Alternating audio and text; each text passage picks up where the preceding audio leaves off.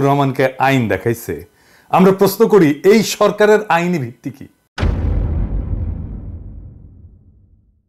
আমরা ধারাবাহিকভাবে হাসিনার সংবিধান বিলোপের পক্ষে কথা বলছি।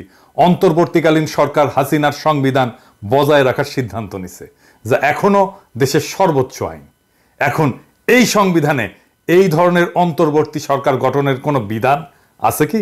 নাই। সুতরাং কঠোর আইনি অর্থে ইউনূসের সরকার সংবিধানের অধীনে অবৈধ। এর চেয়েও খারাপ, এই সরকার এমন একটা সরকারকে অপসারণ করে বসানো হয়েছে যা এই সংবিধান অনুসারে গঠিত হয়েছিল। অতএব এই অন্তর্বর্তীকালীন সরকার শুধু অবৈধ না, বরং এই সরকার গঠনে জড়িত প্রত্যেক ব্যক্তি এবং যারা এই সরকারের অংশ হয়েছে তারা সবাই দেশদ্রোহিতার অপরাধ করছে। ঠিক কিনা? আইনে তো তাই বলে। আইনি যদি দেখান তাহলে এইটাও আইন। আপনি আপনার ক্ষেত্রে দেশের সর্বোচ্চ আইন প্রয়োগ করেন নাই, মাহমুদুর রহমানের ক্ষেত্রে কেন আইন প্রয়োগ করতেছেন? এইটার যুক্তি কি?